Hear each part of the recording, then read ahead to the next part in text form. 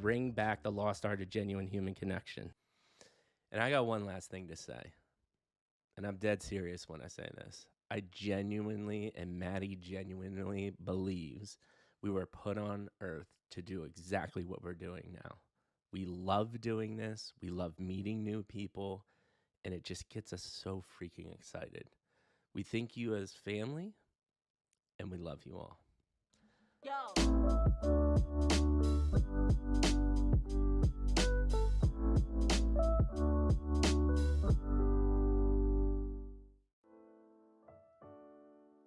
So, at the base and the heart of midlife crisis, not gonna lie, it's Mikey G and Maddie Mintz.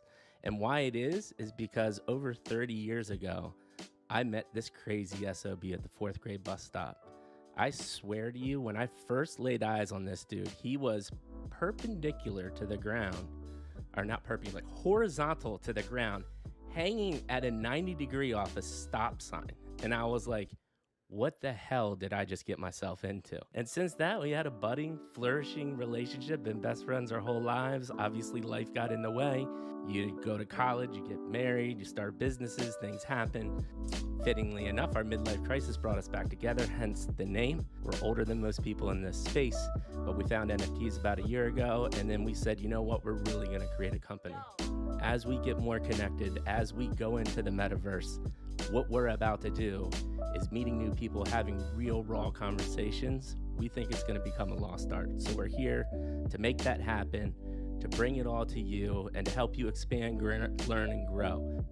And we came up with a very simple mission statement. That mission statement is to bring back the lost art of genuine human connection.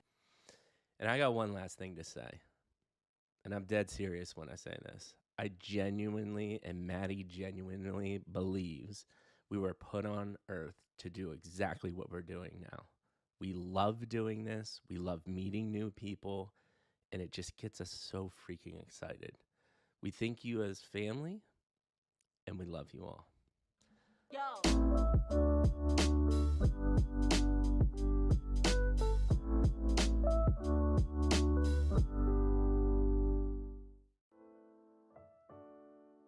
So, at the base and the heart of midlife crisis, not gonna lie, it's Mikey G and Maddie Mintz.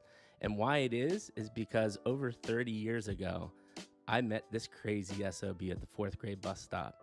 I swear to you, when I first laid eyes on this dude, he was perpendicular to the ground, or not perpendicular, like horizontal to the ground, hanging at a 90-degree off a stop sign. And I was like, what the hell did I just get myself into? And since that, we had a budding, flourishing relationship, been best friends our whole lives. Obviously, life got in the way. You go to college, you get married, you start businesses, things happen. Fittingly enough, our midlife crisis brought us back together, hence the name. We're older than most people in this space, but we found NFTs about a year ago, and then we said, you know what, we're really gonna create a company. As we get more connected, as we go into the metaverse, what we're about to do is meeting new people, having real raw conversations. We think it's gonna become a lost art. So we're here to make that happen, to bring it all to you, and to help you expand, learn, and grow. And we came up with a very simple mission statement. That mission statement is to bring back the lost art of genuine human connection. And I got one last thing to say, and I'm dead serious when I say this. I genuinely, and Maddie genuinely believes we were put on earth to do exactly what we're doing now.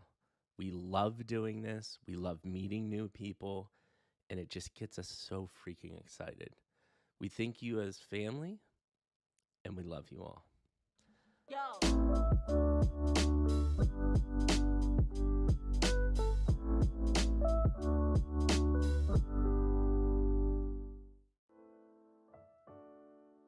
So, at the base and the heart of midlife crisis, not gonna lie, it's Mikey G and Maddie Mintz. And why it is because over 30 years ago, I met this crazy SOB at the 4th grade bus stop. I swear to you, when I first laid eyes on this dude, he was perpendicular to the ground, or not perpendicular, like horizontal to the ground, hanging at a 90-degree off a stop sign. And I was like, what the hell did I just get myself into? And since that, we had a budding, flourishing relationship, been best friends our whole lives. Obviously, life got in the way. You go to college, you get married, you start businesses, things happen. Fittingly enough, our midlife crisis brought us back together, hence the name. We're older than most people in this space, but we found NFTs about a year ago, and then we said, you know what, we're really gonna create a company. As we get more connected, as we go into the metaverse, what we're about to do is meeting new people, having real raw conversations. We think it's gonna become a lost art. So we're here to make that happen, to bring it all to you, and to help you expand, learn, and grow. And we came up with a very simple mission statement. That mission statement is to bring back the lost art of genuine human connection. And I got one last thing to say, and I'm dead serious when I say this. I genuinely, and Maddie genuinely believes we were put on earth to do exactly what we're doing now.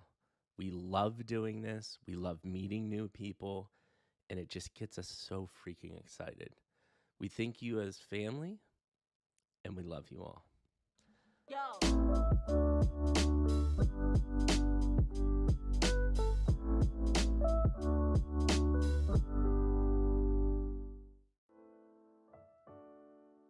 So, at the base and the heart of midlife crisis, not gonna lie, it's Mikey G and Maddie Mintz. And why it is because over 30 years ago, I met this crazy SOB at the 4th grade bus stop. I swear to you, when I first laid eyes on this dude, he was perpendicular to the ground, or not perpendicular, like horizontal to the ground, hanging at a 90-degree off a stop sign.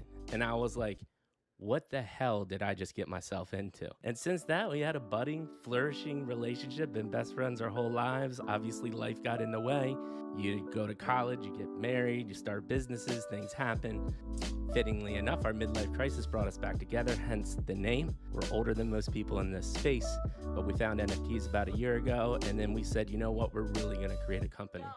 As we get more connected, as we go into the metaverse, what we're about to do is meeting new people, having real raw conversations. We think it's gonna become a lost art. So we're here to make that happen, to bring it all to you, and to help you expand, learn, and grow.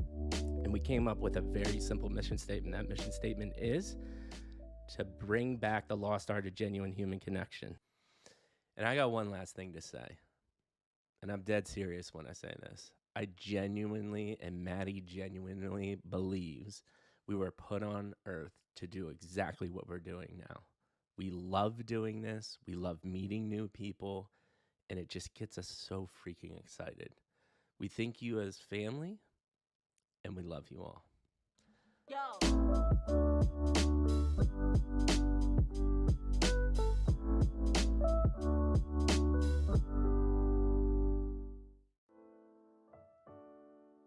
So, at the base and the heart of midlife crisis, not gonna lie, it's Mikey G and Maddie Mintz. And why it is because over 30 years ago, I met this crazy SOB at the 4th grade bus stop. I swear to you, when I first laid eyes on this dude, he was perpendicular to the ground, or not perpendicular, like horizontal to the ground, hanging at a 90-degree off a stop sign. And I was like, what the hell did I just get myself into? And since that, we had a budding, flourishing relationship, been best friends our whole lives. Obviously, life got in the way. You go to college, you get married, you start businesses, things happen. Fittingly enough, our midlife crisis brought us back together, hence the name. We're older than most people in this space, but we found NFTs about a year ago, and then we said, you know what, we're really gonna create a company. As we get more connected, as we go into the metaverse, what we're about to do is meeting new people, having real raw conversations. We think it's gonna become a lost art. So we're here to make that happen, to bring it all to you, and to help you expand, learn, and grow. And we came up with a very simple mission statement. That mission statement is to bring back the lost art of genuine human connection. And I got one last thing to say, and I'm dead serious when I say this. I genuinely, and Maddie genuinely believes we were put on earth to do exactly what we're doing now. We love doing this. We love meeting new people, and it just gets us so freaking excited. We think you as family, and we love you all. So,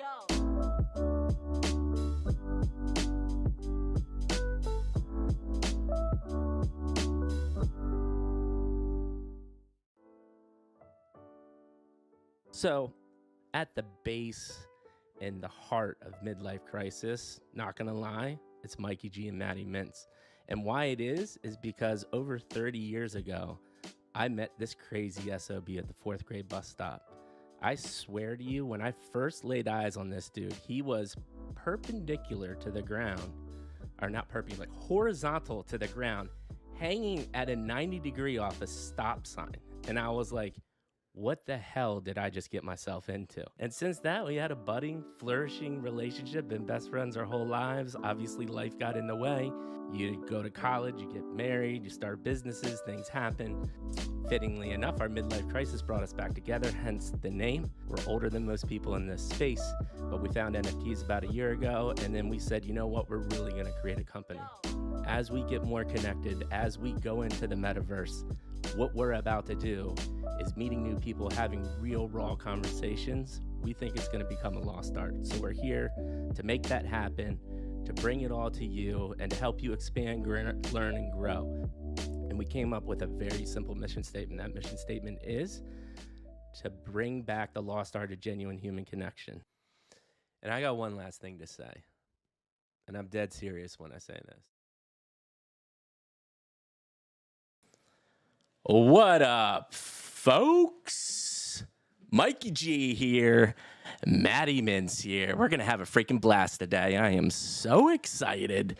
Darn, man, it's been a weekend. We got Skanky here. We got Gangsta My City. I'm so freaking excited. Maddie, how was your weekend? Tell me, hit me.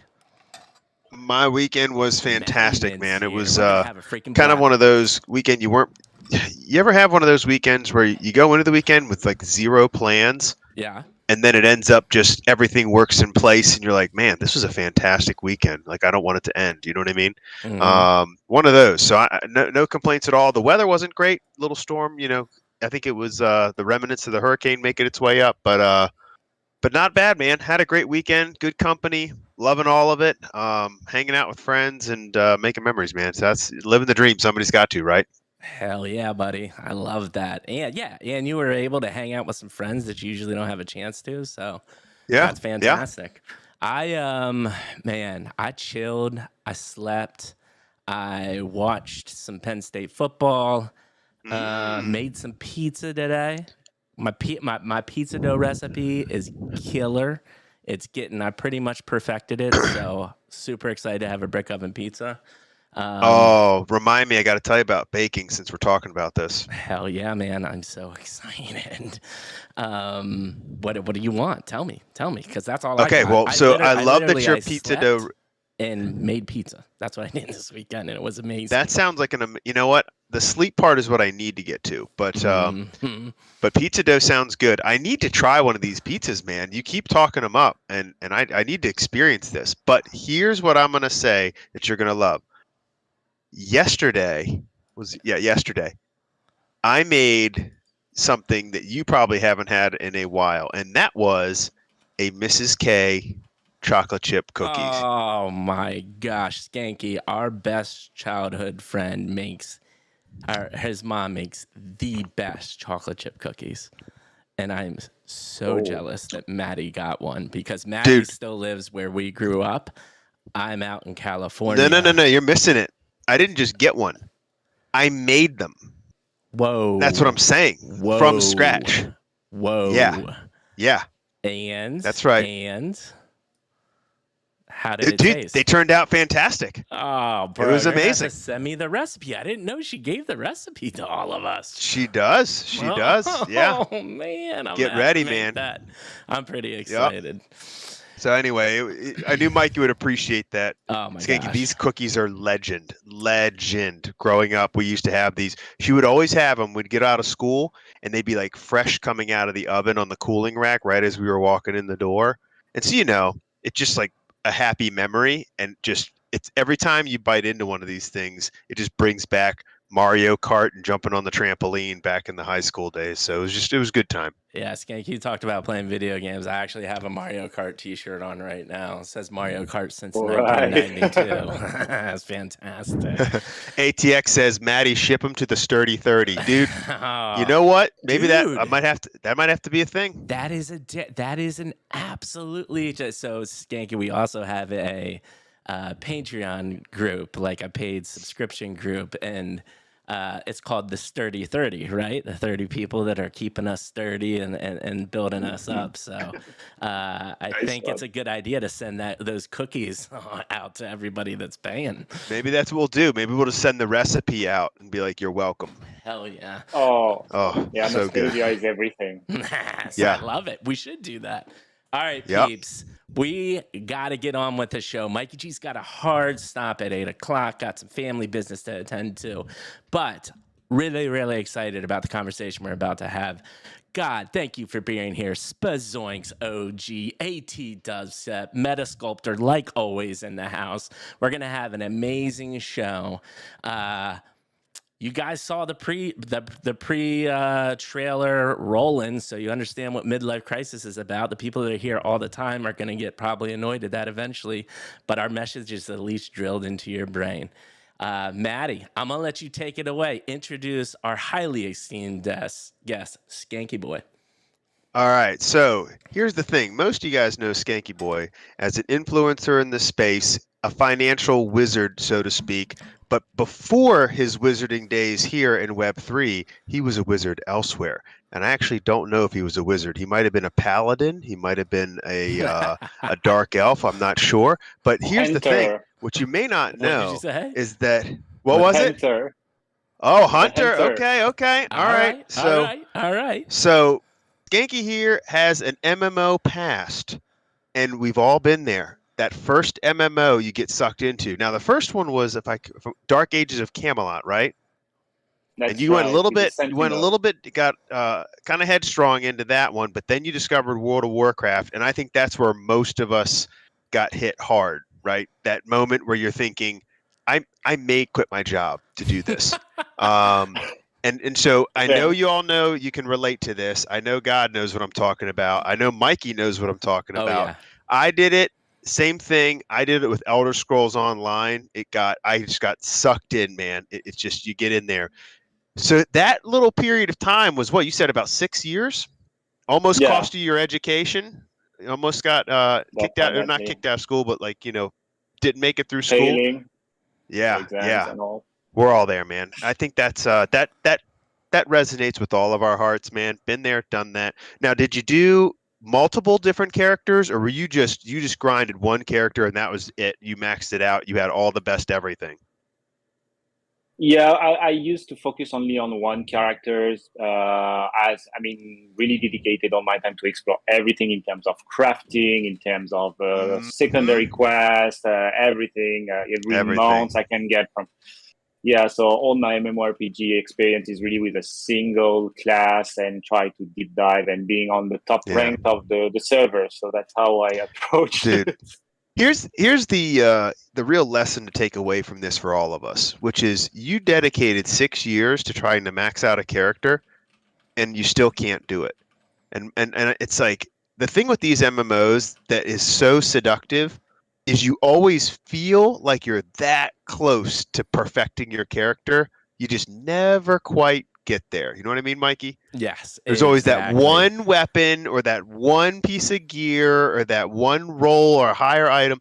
There's something you need to get, and man, it's addictive, man. There's a part of the brain that just sucks us in there.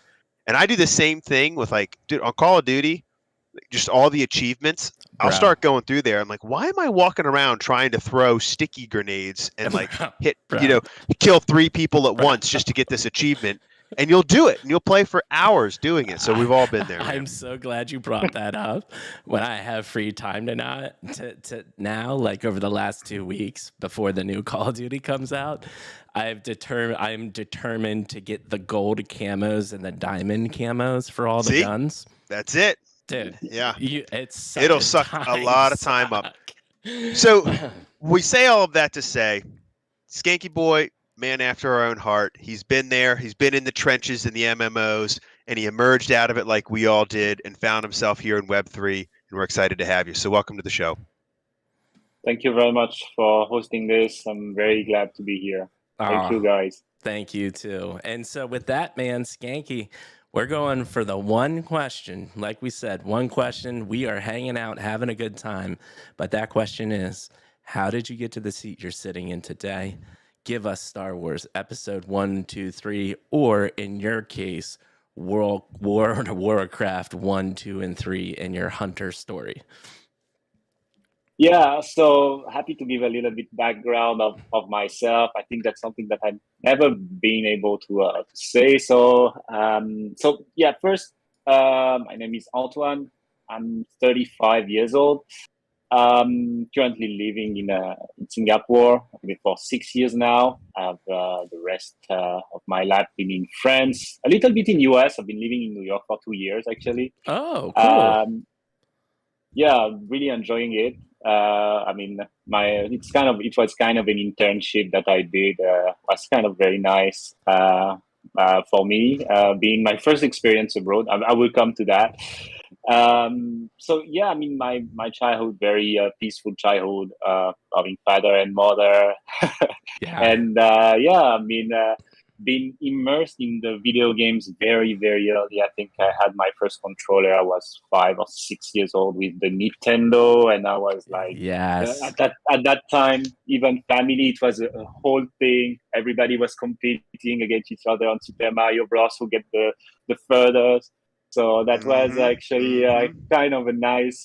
That's how I get introduced to video games. That it was really a family thing, and each time we buy a new game, we all try it together. Even the grandparents. I was also surprised. My grandparents played, your grandparents? That's awesome. Yeah.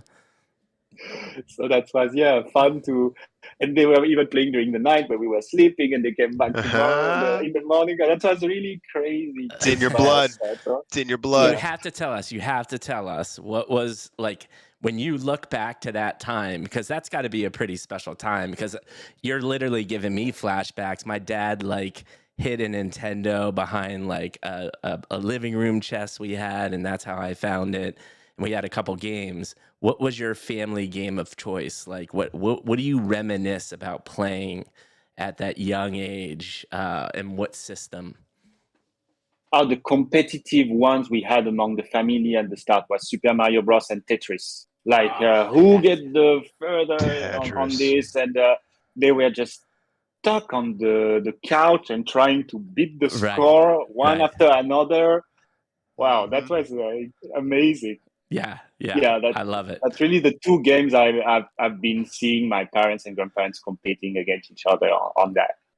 And now, so did you end up like me and then proceed to get all of the consoles after that? Because I was addicted. I've been really more into Nintendo ecosystem at the start. So Nintendo, Super Nintendo, and 64, and then of course PlayStation. And then after that, after the next gen, I got all the console. I was so addicted from Xbox, PS2, and there were also the Dreamcast I had. Oh yeah. All the Wii, the Xbox 360. I get all of them from PS2 onwards. So I was so into it. That's awesome. Okay, sorry to distract you. I had to ask a couple questions because you were getting me really excited and making me think about my childhood. So, as a child, huge gamer, 4, 5, 6 years old, controller in your hand, hanging out with the family, playing video games all the time. Where'd you go from there? Well, I've been, I think, very, very much into it. Not very much into sports, unfortunately. Really, that distracted me from outdoor activities. And my family also feed me with games all the time as treats. So that was always stuck in the TV. And then I had a very peaceful childhood, since high school, college, and all. But again, the addiction into the game came more and more and more, and that was already affecting my result and threatened me for the exam before uni. So I had a wake-up call from my dad. I remember 2 weeks before the actual exam, before uni, and he say, okay, he cut all the threads from the TV, from the console, like it cannot be used anymore. And he say, you stuck with me for the next 2 weeks from 7 to 6, and I had to basically compile all the the learning and everything to get ready for the exam. I mean, I got it, I passed it, but it was like just about right to pass. Right. But that was great because it was coming to a disaster. I was probably the last rank at school at for my last year, so that was very terrible. And glad my dad took it over and make it like, you gotta make it, otherwise you bad. Dude, For sure. That is, it seems like you were going pretty aggressive. The fact that your dad had to cut the cords. Yeah, literally. Oh yeah. And that was funny because during night I had my own computer in my room. Yeah. And I was on the first floor. He was actually sleeping on the ground floor, and I can hear the step at 4 a.m. climbing. I was like, oh shit, it's gonna be. So I'm trying to put everything like on sleep, but it's never enough time. So he catch me all the time. And so many times I had to change the thread because he cut it. Dude, So I'm just like getting flashbacks of my childhood and upbringing. Like, Right. ask Maddie, man. Like, well, not only Maddie and I play, but like I was known out of the group as like the video game. Like, if there was a new video game or something, it was probably in my house, and I was always dogged on. But at the same time, we had a lot of fun doing it. Final Fantasies, oh my God. The amount of Mountain Dew and pizza consumed playing the Final Fantasy trilogies are just the whole franchise. Unbelievable. Deadly. Oh yeah, I mean Final Fantasy 7, 8, and 9, even 10 have been like been going through the end, like really, really.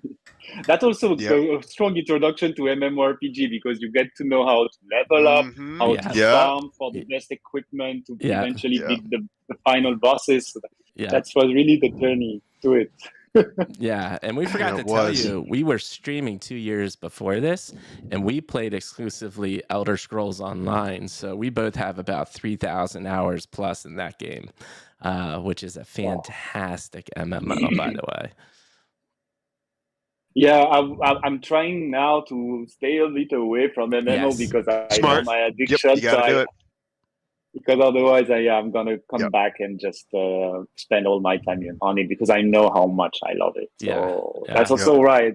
I know it's good, so I try to stay away from it and find other type of game format that are more quick outcome, or can MOBA, some FPS. That's really like, and you don't need to somehow spend like couple of hours, even the half day, to get into what you want in the game. So I changed a bit my approach towards gaming for, of course, coping with my professional and personal life altogether. So everything comes with compromises. So I had to do it. Yeah. So bring us through that. You got through school. You barely got through school, but you made it. Dad made it crunch and cram for the exams. So post school, tell us kind of like early professional. What were you into? How did you get into the start of your professional career? How'd that go? Before going into that, I think one of a very special moment of my life was during uni. So I started uni. So you have two cycles basically. In France, you have the university or business school, engineering school. I started in a university in economy first year. I was pretty dedicated. I managed to be ranked top 20 for the first, midterm. So I was like, okay, well, I think I can try to pass the exam for the business school. So I said, okay, now after 6 months, I prepared the whole exam. I saw myself very dedicated to achieve this, and I managed to get the top 3 business school in France. So I was actually very, very glad of this. That I was able to do it, and And then after that, fortunately, my after 2 years of business school, my dad passed away, and that give me back all the dedication, all the the taste of the efforts that you Yeah, need to carry for your sure. dream. I mean, he managed to see basically that I was going on the right path. I mean, on the path that he think that was good for me. Yeah. And and then after that, my motivation to build my dream and follow my dream and try to not regret every moment. So that's why I'm trying to always be very hardworking and everything I do, and a lot of dedication, so that I try to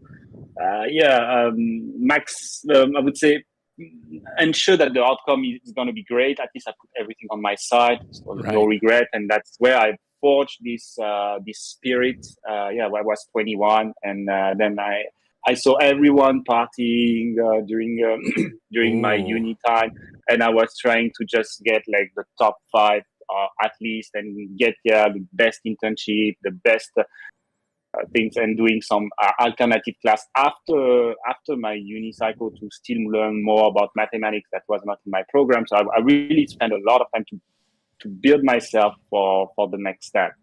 Yeah. Um, so that was a really strong moment for me. That define yourself. You have this strong moment on your life, then you see, okay, should I continue or fail? And then you carry yourself and say, no, I cannot give up right now, and I carry on.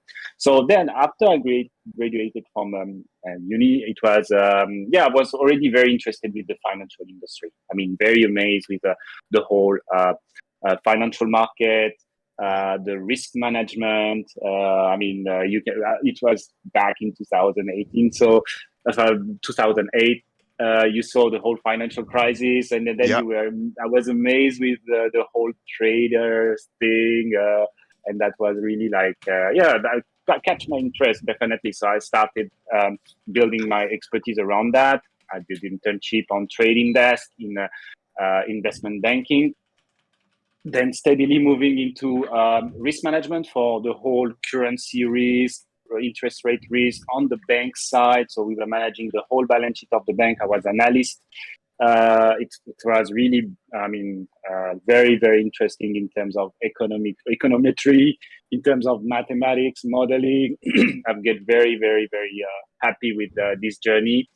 And then I moved to corporate finance. So I was also interested with the corporate side of things. Mm-hmm. And that's Okay. where actually I came in New York for 2 years, and I was working for the bank, but on behalf of corporate customers to help them on mergers and acquisition, revamping their organization for US, Canada, basically entities. And that was really also an amazing experience. And now in terms of career, I'm more into the consulting side on corporate finance still, but more on the cash side of things, managing cash treasury of companies, optimizing. They have entities everywhere, and to make sure that the cash flow everywhere, they have enough cash on every entities, optimizing the cash flow. That's really what I've built. And then I'm running my own business now in Singapore for 6 years, starting, really like a big leap. Like I was in France. I had this opportunity and say, oh, you can build an office in Singapore if you want. So I got with my saving, I get there, I build, and I've been, of course, it comes with a lot of things, luck, a bit of opportunity, a lot of work, dedication. But yeah, that was like, I had literally 15K or something saving that I put to just try out. And it was a 3 months make it or fail. So that was really interesting. And I came to meet my wife in Singapore that way. I mean, when I was there, that have been a strong moral support during all those times. That was very stressing. Yeah. But yeah, I mean, I'm glad being an entrepreneur now, and did this experience. Oh my gosh, man. Amazing story. And you gave us some juicy tidbits that I know Matt's excited. I gotta cut in here quick because one thing that you said that got me, well, there's two things. you said a little bit about luck and becoming an entrepreneur. We can talk about that later. But you said something about the university time that was interesting to me. And was it maybe it was the moment that your dad came up and said, "I'm going to cut the cords because you need to pass your exams to get through uni or get to uni." But you said you saw everybody partying. And you decided to double down on learning and learn things that you weren't even learning in class. Where did that come from? Was it the drive to just want to be better? Did you have an aha moment? Where do you think that came from? Yeah, I think that was, really the moment where I had this wake up call and say, okay, now you can spend your time, because I was enjoying actually the first 2 years of business school. Like I was partying probably 5 days a week. It Right. was really like total like chill. And then when this happened, I was like, okay, so now you can continue doing this, and you will not probably be the best for the next thing, or you can just try to focus your attention to building yourself up and try to Yeah. push the edge of what you can be.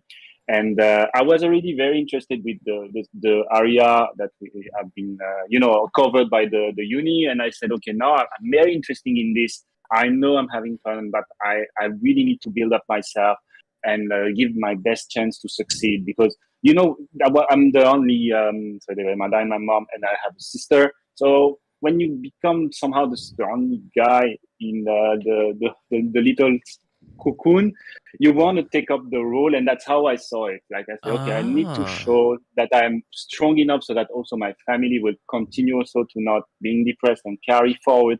So I wanted to inspire them for that. So I started from me and say, okay, now you show violence to yourself, and that you just take it. And I know it's hard, I know it's not easy. You see everyone basically enjoying their youth, and you say, okay, now me, I'm just going to focus on building myself for the next step. So that's how it came about, actually, so this I whole love that motivation thing. Yeah. explanation. I'm sure that Maddie, I know you got something to say to that.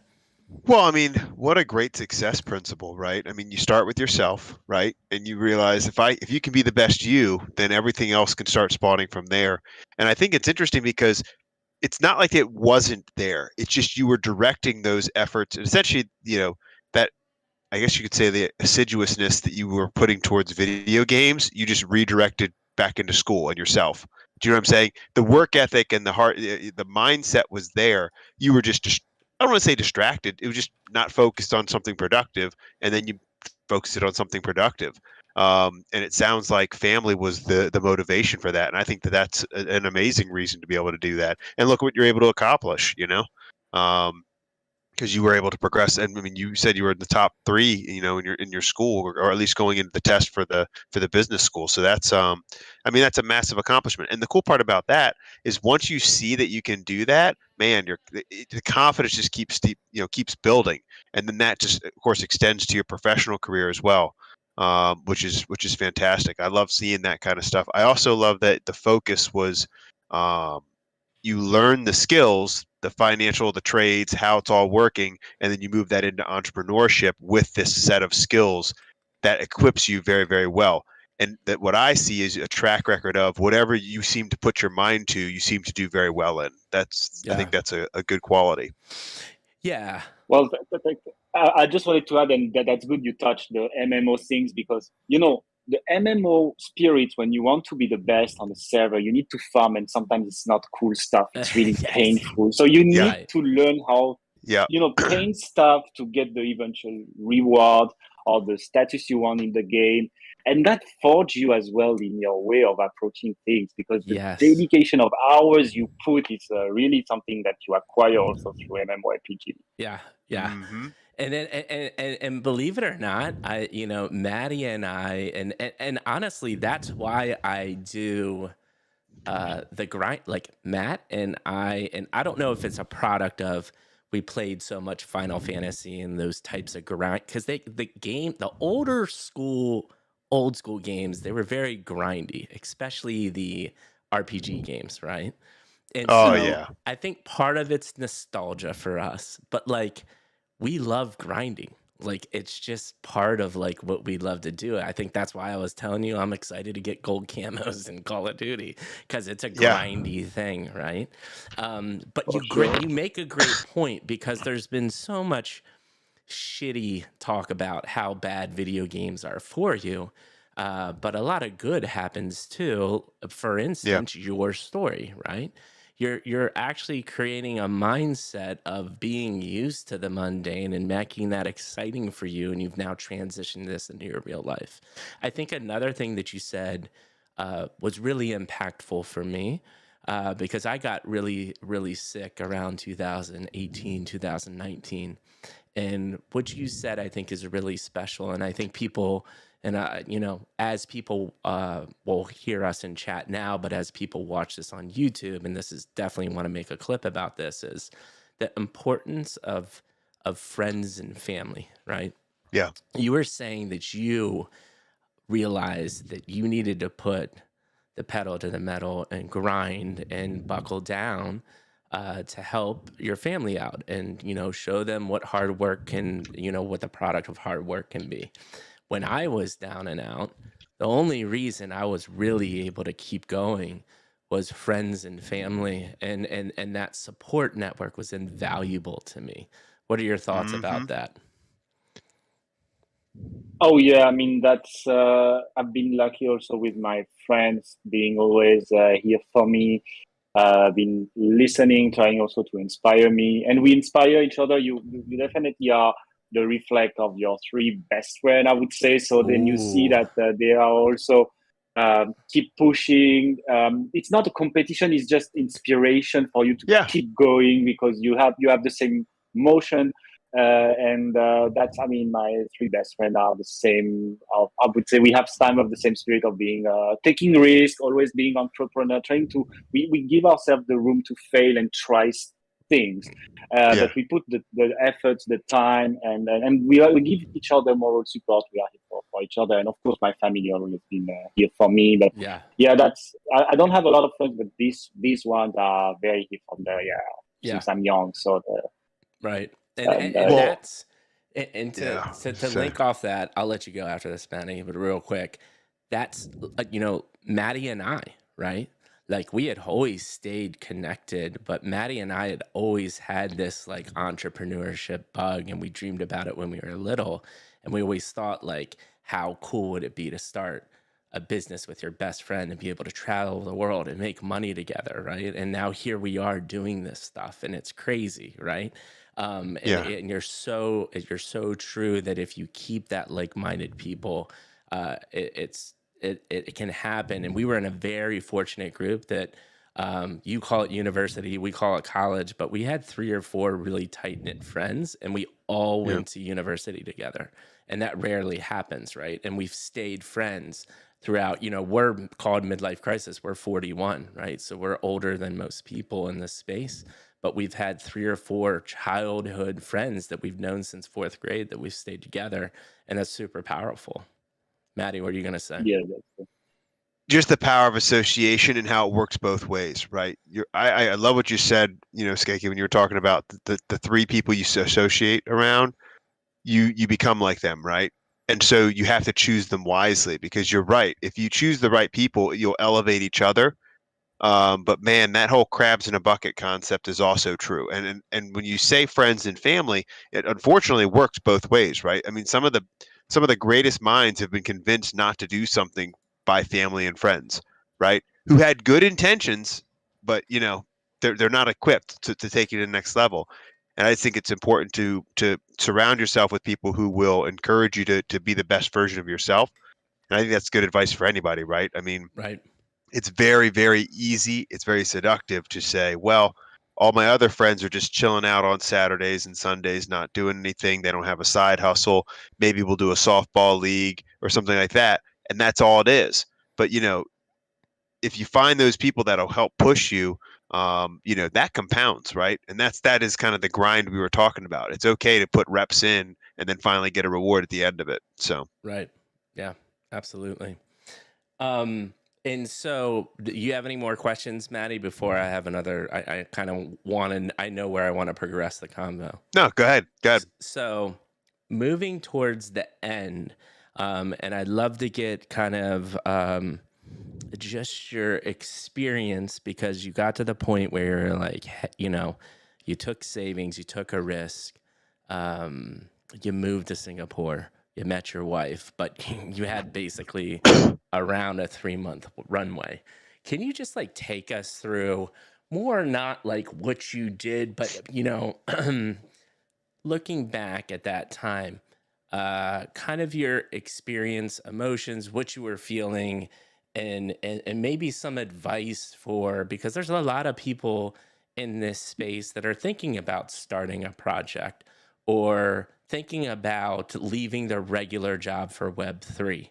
And looking back at that moment, could you kind of give any thoughts of advice maybe for our community, or lessons learned during that time? Yeah, definitely. So yeah, it's been 6 years ago when I take this leap. I mean, I would be honest, I was very scared because I know like you have 3 months to succeed or generate, cash flows. So otherwise you just come back. But I mean, you need a lot of preparation when Yeah. you do this type of leap.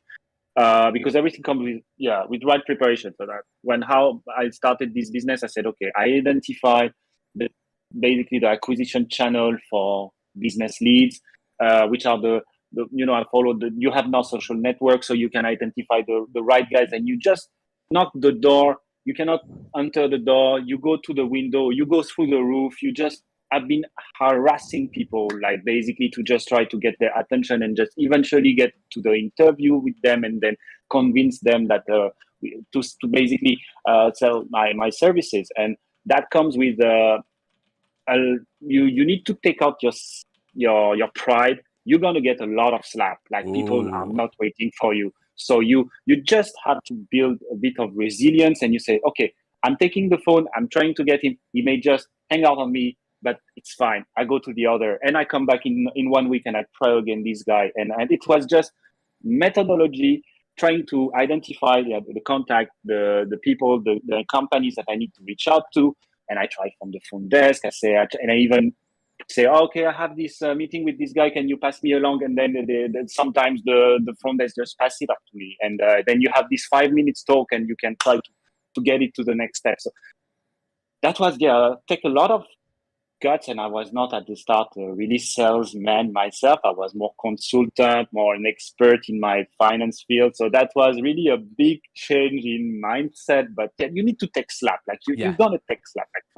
And you just need, it's part of the process. Everybody goes like, nobody can say I have 100% success rate when I take the phone. No, it's never gonna happen. So it's really like you take your pride back, and you say, yeah, I'm going to the mud, and I'm doing my just my best, and you can keep learning, because then you look back and say, this one I may have just tried just this and this, and then you build your own techniques, and based on practice and practice and practice, your speech become more fluid, and you get more impactful. You can work more on your body language, and people get more confident when they see you talking about your own expertise. So that comes with you need to create this interaction, create these instances so that you get to improve. Of course, I've been lucky, because I mean, everything comes with this triangle: contact, opportunity, and luck. So you have this triangle. The contact, basically, you can base on your existing network, or you can try to create your own network or getting into other network. You have opportunities, like this guy has a need that you can fulfill, and then you try to build up your services, your proposal, and then you have a little bit of chance. And of course, that comes with a component to it that, okay, that your proposal get accepted and you get to work. So and you need to provoke this triangle, because chance cannot just be fall out of the tree. Like you need to provoke this event so that the chance can come in. Yeah. So that's how I approach it. And when I started with this 3 months thing, I said, I do my best. I don't want to regret, but I allowed myself, if it fails, it's okay. I was like, it's not the end of the world. I just want to try up, and I do my best. It's going to be a very learning experience. And of course, it was very stressful. You need to manage your because there is up and down even in this short time frame, and you need to keep up, and you say, okay, I'm doing this, and if it doesn't work, it's okay. I just come back and I will find another plan B. That's okay. You allow yourself also to fail when you take this whole leap. Otherwise, you're gonna be freaking out. Yeah, I love that. You said so many great things there. One, we might have to make a midlife crisis shirt that just says it's gonna. All it says is you need to learn how to get slapped, skanky boy, because that is so true. And there's not enough. It's a very interesting thing to talk about right now because I feel like there is a lot of people in society that just expect things to work out for them. And there's a lot of people that just need a reality check to be really successful in business, right? There's multiple ways to be successful. But in business, to create a career, to build the wealth that you want, it's hard. It's extremely hard. And what not only is it hard, but I love what you said here too, because I've heard tons of people that say, oh, it's just about how hard you work and you can do anything you want. It's like, yes, you need hard work, but you do need some luck. Timing and luck is massive. It is such a massive opportunity and timing wise to be early to something, which we all are in this space, which is awesome. And we're all working hard, right? But then the luck of meeting the right person, making sure, you opened a business in the right part of the city, or calling that, that one last call at the end of the night where you're like, you know what? I just want to go eat dinner or, fire up that MMO. But you don't, because something tells you just one more call and you do it. And that's the call that changes your life. What are your thoughts there? You agree with me, Skanky? Oh, yeah, definitely. I mean, that's, just to give an idea to people how much I got slapped at the start, it was like probably 95% of my phone call get horrible. Like people don't really wait for you. Like you really need to push and try. Yeah. So that's why that's this reality check. And I've been challenged at the start because you always think okay, I'm doing something great. The value proposition is good, but the people they basically like, you need to push yourself up and and get yourself known and work hard for it. But that's this 90% gave me also that like it's okay. I know like when I start my day and I go through my whole call that it's gonna be like this. So when you prepare also yourself, the mind that goes better because every 100%. upside you say it's a small victory every day, and you feel like every day you're doing something great, and then eventually you're building a midterm something great, and then you can look at something further. And but you're right to say that it comes also with timing. Unfortunately, timing is also a crucial thing. I've been lucky that my activity also in Singapore was still in boom. And there were not a lot of competitors at the start, and then that became later, of course. But then that was really like the timing is also important. But that comes with all these components. I said that really for me, that's what I try to apply is that contact, opportunity, luck. That's really the one that I'm trying to match at the same time in my own business. Yeah. So, and that's also applicable for Web3 as well. Everything comes with, for me, that's the my approach of things, triangle.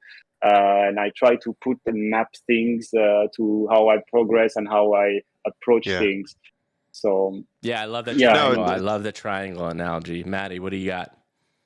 I mean, it's a good, there's some really great life lessons we've been extracting here, right? I mean, when you talk about, you have to understand there's going to be, if 90% of your calls aren't going to go well, you have two different types of people that approach sales, right? You have these people that expect that they're going to bat 1,000, which is just unrealistic. There's no way you can make 10 out of 10 calls and get 10 out of 10 sales. However, if you know you're batting it at 10%, right? If 9 out of 10 are going to laugh at you and 1 out of 10 goes, and you need 3 sales, you just set up the day with 30 calls. It's just what it is. You know what I mean? I know. All right. Well, if it's 1 out of 10 and I need 3, I guess I need to make 30 calls. And then you don't care about the 27 that said no. because it was all part of the plan at that point. And I think that's exactly what you were getting to, is you just said, okay, then I'll do 30 or whatever. You know, if it's 95%, then okay, then I'll do 60. And if you do 60, you're going to get your 3 sales, and that's the end of the day. You've achieved what you need to achieve. And you go in knowing that, so it's not a surprise. It's not work. It's not like, oh, I got to do 60 to get this. No, you knew you had to get 60. And by the way, you might get more, you might get less, and hopefully each rep you get better at the process, and then it becomes more efficient as you go. And that's I think one of the biggest things people miss from this is that, like, the reps is where you get good. You know, you just got to do it, pick up the phone and go. And that's how you develop the skill itself, is you just have to get a form of competency. And nobody starts as an expert. We all start sucking at what we're doing. You know what I mean? And then you have to learn it. That's just the way it goes. Sure. And so, yeah, I think that's a fantastic thought process. Yeah. That incredible story, man. I love it. And what I'm really interested to kind of like move forward, because I still do want to talk about your project, but we love this stuff. We like to set the stage with this stuff because this is invaluable for people that are thinking about buying. You know, I always put it as people work hard for their money, right? And we're at the point where, like, we're past. Yeah, listen. Is there still scams and rugs in this space? Absolutely. But the expectation, especially when we get back into the bull market, I think it should be more. And, you know, part of our job is to do that and inform people that you're spending your hard-earned money in the right way. And I think what we're talking about now really sets the stage for people to understand who you are and why they should invest in such a project, right?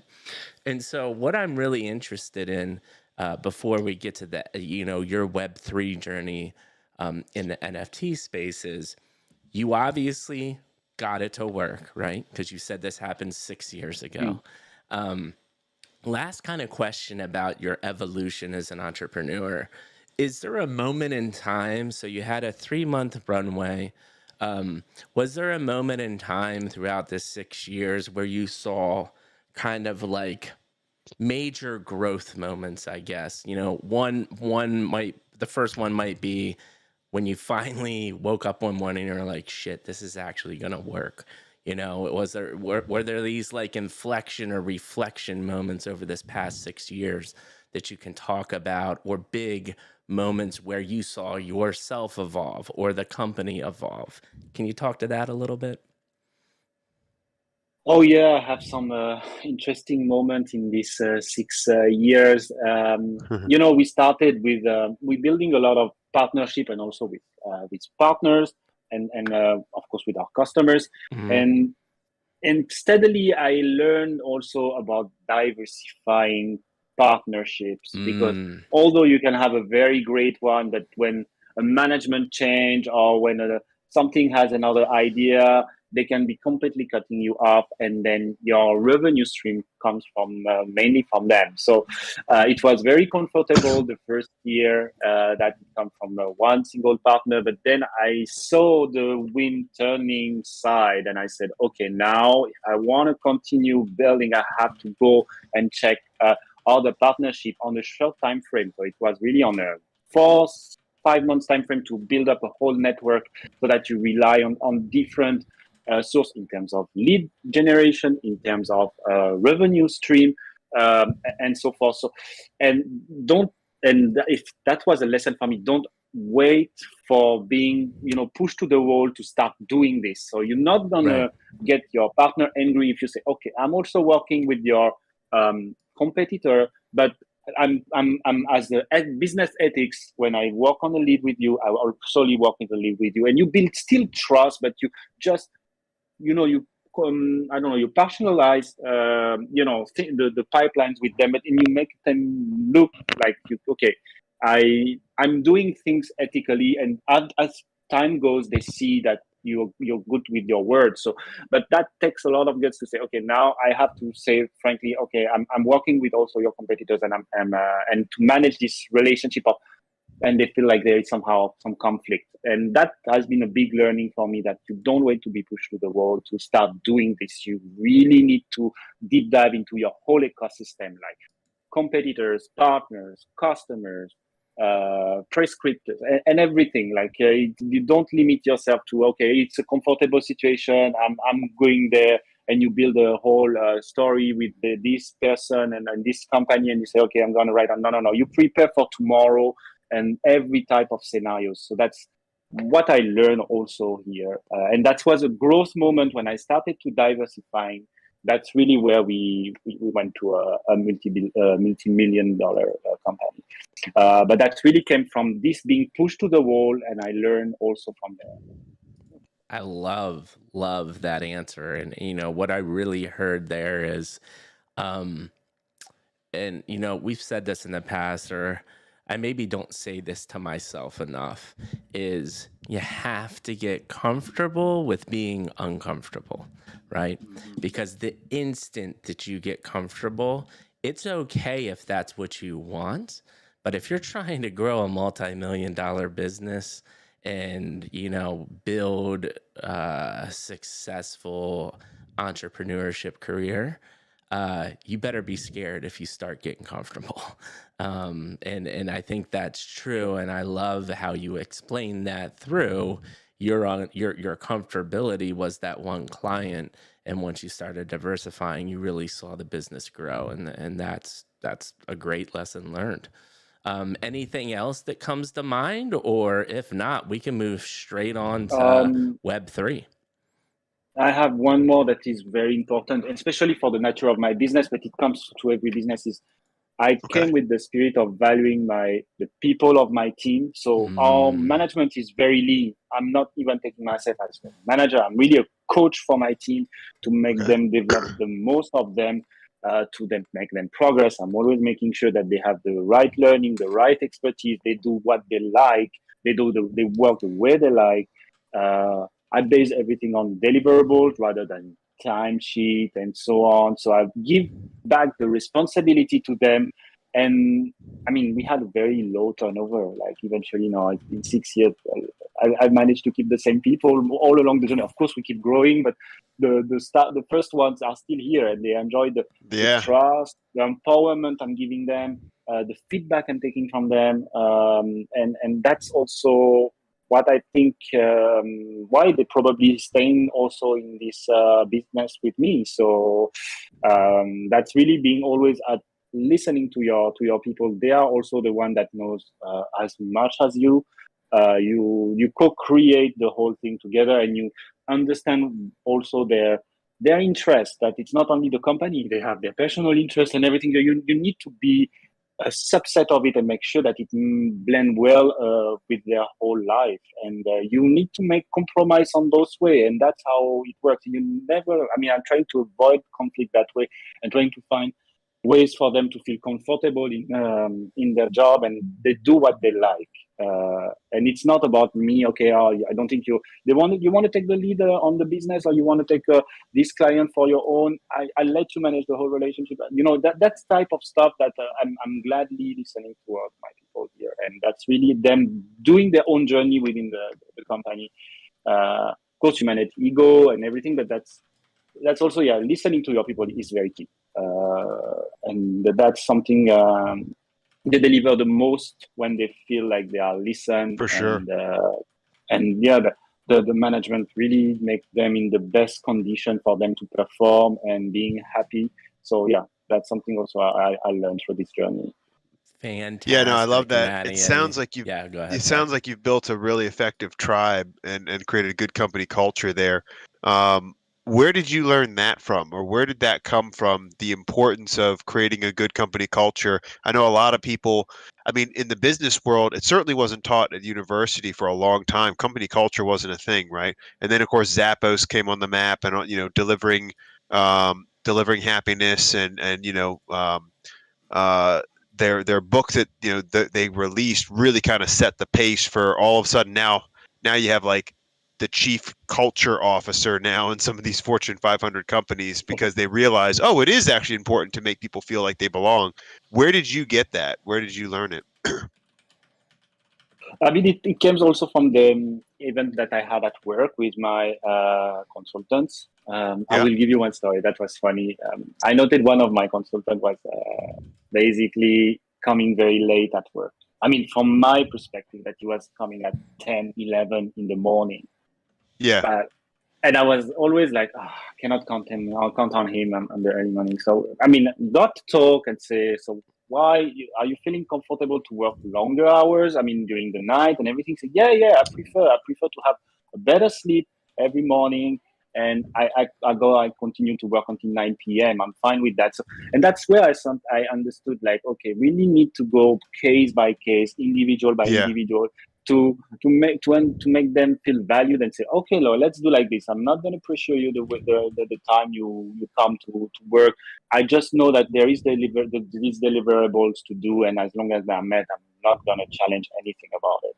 And that's how. And now these guys have become one of the manager of the entity, and he's managing like 5 people. So it's and you saw him grew, grow from this to that, and now that's how. I mean, it's really the talk and the situation where you improvise also the job, because I mean, when you're an entrepreneur, you touch a lot of things. You're not only of course, you are doing the culture building, you're doing marketing, you're doing the content, the accounting, you're doing the sales. I've been doing everything. So the whole learning of this, and that was really a lot of.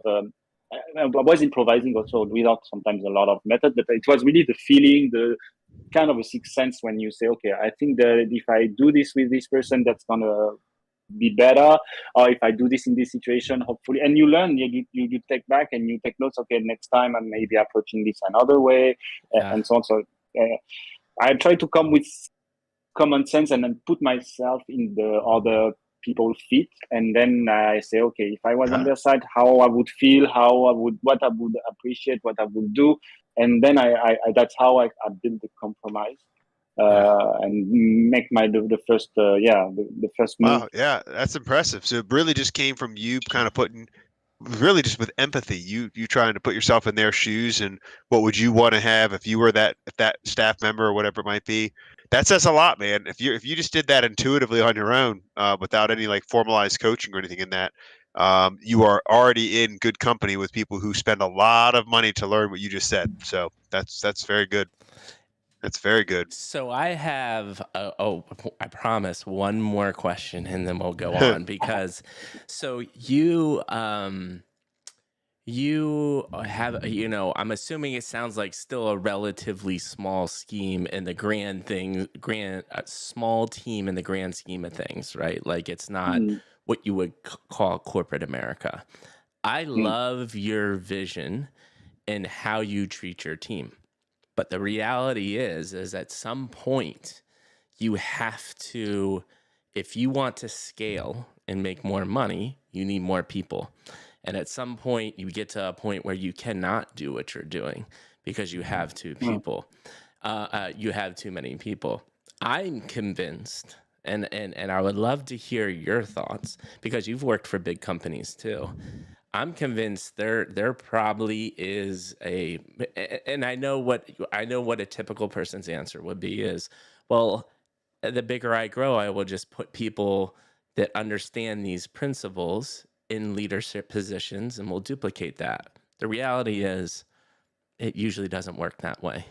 And I am convinced in my mind that companies get to a point where they're too big to kind of manage and keep this intimate relationship and management style that you have. Do you agree with that, or do you have a different perspective on how you want to manage and grow your company?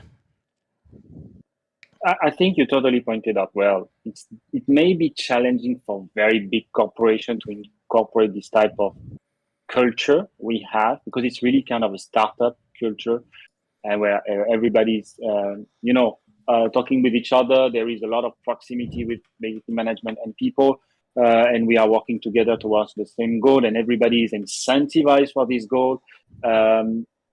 It's maybe a bit more challenging as we grow, but I will try to spend as much time as possible with people, because that's basically they are the one who create the value. Of course, you are also yourself creating value, but it's a team effort.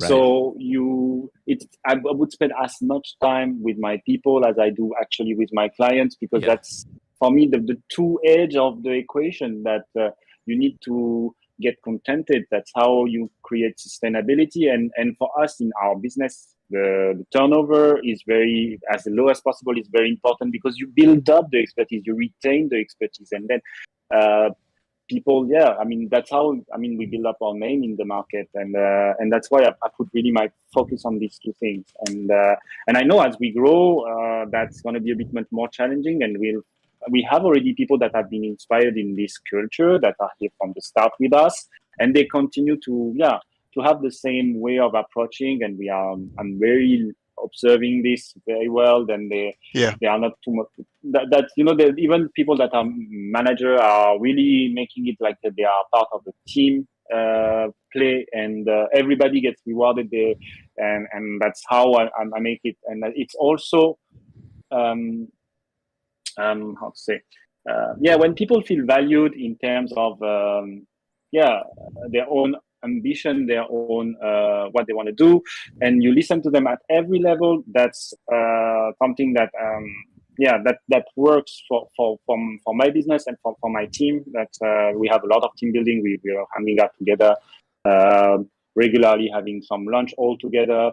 And everybody feel, they even come how they want, when they are not facing clients. We are just at the office. I don't put any dress code. So they really are themselves. They are not playing a double role with me. When they have some problem, we talk about it. When they want to say something about the company, I'm really listening. Even if sometimes they are not agreeing with something, we really talk and we try to adjust things and make sure that they are valued. That's really about the individual itself. And it's, again, I've always seen that this co-creation process has been always amazing, because a lot of good ideas come from your team, because they also for sure. Oh, great explanation. Maddie, anything to add to that? No, man, I want to get into the project, and I'd love to hear kind of like a 3 to 4 minute breakdown on just like an overview of what we got going on. Well, real quick, before we get to the actual project, can you give us a couple minutes of just your Web3 journey? Because I'm interested on how you got in, because you're hardcore finance at this point. You're in Singapore. You've started a business. How do you, I'm assuming you heard of crypto through your finance background, but how did you really get into the NFT Web3 nitty gritty? Yeah, so basically, started back in 2020. So it's a kind of a latecomer in crypto. It has been introduced by my best friend, who has very deep dive into it, and he said, Antoine, I know that you're going to love it. Since you are in finance, I will give you some heads up, and I think you're going to deep dive yourself. And that's really what happened. He introduced me the main concept of crypto, the wallet, a bit of the DeFi. And then I was really amazed with all this new world, decentralized, all these decentralized finance, lending, farming, staking, and so on. I've been like, wow, that's a total new world for me. So I've been an investor, but not a huge one at the start, really interested with the whole concept and how I can apply it even in the real world. And then we saw the different challenges, but I was amazed that that can be kind of a free world type of thing, like a whole new world of the finance. And deep diving for the whole 2 years into it, not only about the concept, but the technique, the code, understanding all these bricks together, all the different blockchain, all the different actors in the space, and the DeFi space, really, especially like all about the yield, all about the crypto lending, borrowing, hedging. I've been really, that was very, very innovative. It's sometimes going even beyond from the traditional finance. And that's where I see that people's mind are really limitless, like what they have built in this Web3. Always been amazed with all the innovation that's here. Yeah. And then that came the NFTs back in August 2021. So a whole year. Into it. Yeah. The NFT summer, we call it. Yeah. That was it's because I've been seeing on my Twitter thread, like everybody starting to talk about NFT. So I say, okay. There are images. I've been already at the start. I was not looking, but I was a bit like, how this is even possible, and so on. So, and then as I did dive, I understood the value of it, a value that people attach to it, such as the whole community, the whole ID, the whole decentralization thing. But yeah, that started back in August 2021 as an NFT collector. Like I started, my first win actually was Solana Orori, it was an NFT gaming project. So that was not for nothing. And then, I mean, being lucky, I pulled up a top 50 out of the whole 10,000 collection. First mint. And I sold it. I mean, I can say it. I sold it for 300 Solana back then. I was like, wow, okay, NFTs like that. Yeah. That's crazy. But yeah, I mean, that's like hitting the lotto on your first project, though. Exactly. So that's why I was very, very lucky for my first hit with Rory. And that get me started in collecting NFTs. Right. I didn't put much more money after that. It's really like I put more original investment for NFTs, and I started deep dive into community, all this whitelist process, and I went more into Ethereum. I found it at that time. Of course, now it's very different. The community very vibing. I saw that from the Discord, from the Twitter, from the different projects that are emerging. Like CyberKongs, Bored Ape, CryptoPunk, and all these cool cats. That was really that time where everybody was soaring so fast. Crazy. I did dive into all of this. And after that, on November, I said, okay, I want to start my own project. So we started with word of mouth. We composed a team. Kurt, the co-founder, not here, and we say, okay, let's build something fun and using the whole on-chain capabilities on NFTs, and we built Madmouse Circus that minted out actually on April. That was a on-chain level up system, staking system with a whole on-chain marketplace for raffles. The whole marketplace also is on-chain. Dutch auction. We don't do anything off-chain. So we really wanted to leverage the whole technology of the blockchain when we build things. Mm-hmm. And that's how we approach things. So it wasn't a huge success for Madmouse Circus, but we pivoted well and quick. And then, we move forward to our roadmap, which is, Gangsta My City. And we have been, and then happy to talk about the whole journey here for these 5 months. We started back in end of March, and that's a huge amount of work from 20 people that have been nearly working their ass to get the game available for mint. That's really what we started off with, this vision. Like, we deliver first, and the community will eventually trust us for the rest of the roadmap. But you need to show a tangible product at the mint so that people are not just somehow betting or just investing in the expectation of, no, they have concrete thing, a concrete tangible product. And that's how we did also for Madmouse Circus. We had the staking and the level up system in place at Monday. And that's the same we are doing for Gangsta My City. The game is available on Monday. I love that. So no, I was just saying, no, Mikey, I knew you were going to love that. There's two things I'm interested in. One, I know you're part of Project Gajira's Launchpad. We have not had a project that was part of that. Can you talk about that process for us? And then once we get through that, I really can't wait to get your kind of, in essence, elevator pitch of Gangsta My City. But first, let's talk about Project Gajira. I'm assuming you know Shane at this point, and what that process looked like, because that's interesting to me, and I think it's a cool utility of Project Gajira. So it was a long vetting process, because they really, I mean, we started designing the project Gangsta My City end of March.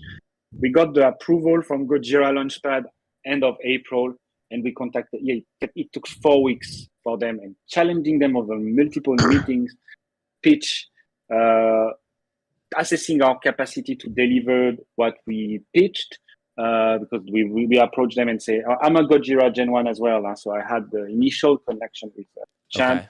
But and then we applied for the Gojira Launchpad. But it was really like you have 20 minutes to convince, like it's type of the same sales pitch that I've been all over from my journey. So I had to explain with all my conviction that what we are building, and giving him a sample proof of concept of what we had in the house. And that it took them 4 weeks to assess whether they go or not, because they didn't want to go the Launchpad. It's not against, but they are not favoring play and earn games. They were looking at more IP or different type of NFT projects. So we were kind of a strange animal to them when we approached. Right. So that's why it took a lot of time for them to be convinced. The Right. game concept, how it's going to be built, show us some proof of concept, show us your team, show us like they are real. And then eventually we got the green light. And then they deploy their own team to support us for the whole, ramp up, community building, the preparation for the launch, making sure the delivery are on time. So they have like now 3 to 4 people with us, and part of our team. And every 1-2 days we catch up and we do the whole daily stand up, what needs to be done, and so on. Yeah. So that's really like a strong infrastructure that they have. Yeah. We also have their collab team that is composed of 10 people working for us for all the collabs and partnerships. So they have really an army. I will tell you that their infrastructure is huge. Yeah, that's awesome. And so did you? We actually met through a different connection that had been on our show, and not actually through the Project Gojira people. But do you think? Looking back, are you glad that you took that route? Has it been a beneficial relationship for you? I'm assuming from the marketing kind of outreach perspective, it's been very helpful, right? Oh yeah, I mean, from the connection, the network that Gojira have in terms on the Web3, but also on the Web2. I mean, I will come to that later, but they already have built up a strong ecosystem, and they really work hands on hands with us. It's not really, they say Launchpad, but it's the support to our project is really also post-mint. They really continue to do the whole support, making sure we have everything to grow and carry on with our roadmap. And we can see that people in their team care about the success of the project. And they have dedicated a lot of time already. And we see, I mean, for us, it has been just, so we are so grateful to be part of this Launchpad. That you have a lot of, Shine itself, the whole team is advising us, and you have always a second eye on everything you prepare, you design. And that's good to always be challenged on why you're doing this, why we should not do this. And that's this type of Launchpad really helps you to getting challenged in your concept, getting challenged on all the things you designed, the mint, the whole communication approach, your whole Twitter timeline, everything. So awesome. That's heavier, but that's healthier. Yeah, no. And I mean, that is, again, doing it the right way. We're big fans of that. Matty, you got something? Yeah. No, it just goes back to what you said, right? Get comfortable with being uncomfortable. Right. Yeah. You just got to keep on doing that and building something amazing. So thank you for sharing that, because I think these Launchpad ideas are great. Obviously, Project Gojira, one of the bigger names in this space, and has a lot of connections. And let's be honest, in this space, even as small as it is, knowing people and the connections is massive, right? Because there's just people that have built relationships that are crucial in this space that help you get exposure and build hype around your project. So that's awesome that you got that. Now we're at the fun part. Now, you said you've done this hundreds of times, probably at least, if not more. 2, 3, 4-minute pitch max. Gangsta My City. What is it and why should anybody that is in chat now or watches this video in the future spend their hard-earned dollar with you? Well, Gangsta My City is an NFT project, a really different type of experience you're going to have in the Web3 space. It's a MMO real-time strategy game, Yes. which is built on Ethereum and Polygon. You get to mint and you will be part of one of the 3 gangs. So it's really building a whole game experience when you are fighting gangs versus gang versus gang in a board game, risk board game type of gameplay. But you can imagine with the whole supply we have, this 6,666, you have this amount of players playing concurrently against each other within the different gangs. So you have this whole social component that can be missing in some games that you see in the space. And here that's something that we are glad to achieve it. It's a game, and it's also, and above all, a social experience. So you're Oh, I really like gonna get that. into your gang, and then you're gonna strategize, coordinate with your peers against the other one, and that's where you go. You get this competitive aspect, not in the nature of everyone when you play games, and you find it there. Like you compete against the other gang, you compete with yourself, and the whole experience we had along our demo weekends and the Rumble event we had just now, people found it like it's very fun to play. That they really had a mind blast on how it's fun to play with your friends, with your community, because you have this social component in the game. Like it's not just passing transaction and then you just wait for the outcome. Like really, you need to get into further strategy to overcome the other one's side. Yeah. So that's how I can describe it. I love it, man. And so I'm going to remind me there's an incredible project out there called Citadel, and they are doing like long term real-time strategy game, but it's like 5-10 minutes a day and it takes months to do stuff. But they have 3 different factions, kind of like your 3 different gangs, and it's all based off social interaction, right? So like you have to pick a faction, and in that faction, depending on the relationships that you build and how you want to attack things, it's all a social experiment. So I'm going to have to link you both up so you all can talk about game theory. These guys are incredible too. So I Oh, love that definitely. part. I love that part of what you said. You have multiple factions and it's a social, because that is one of the main things that drives this space, right? Is community and social. What can people expect right after Mint Day? Because the other thing that I said that you said that I really like is there's going to be a game that's like live either after Mint Day, on Mint Day, or shortly thereafter. Can you talk to that and what people that mint a mice come the middle of this week can expect from you? Yeah, so the Mint Day is actually the 5th of October, actually in 2 days at 11 a.m. EST time. So you get to mint.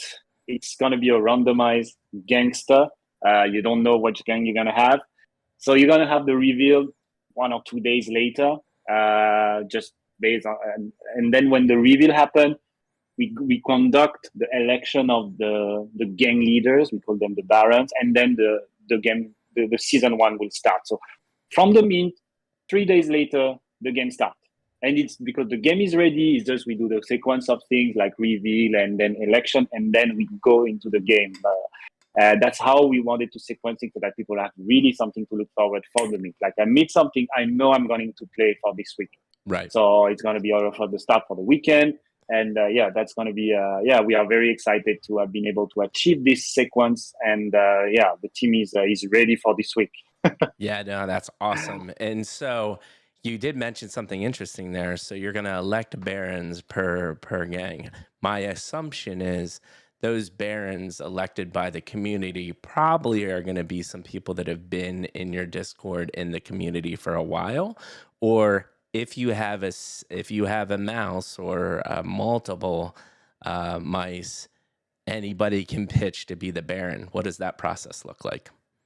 That you totally got it. That's so these barons, that's really a special role in the game. I will come to it later. And they basically everyone can put their candidacy for being a baron. And you have a section on our Discord You do your small pitch, why you think you're going to be well suited for the Baron role. And then we put yourself on the poll, and people are going to vote based on your speech. It's not only the community leader that may be voting for being elected for being a Baron. It's also people that said, okay, I'm going to be playing well the game.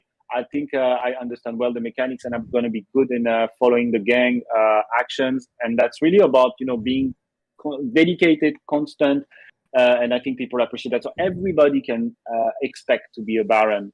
So it's and we let the community decide. Yeah. So for us, that's how we design this process.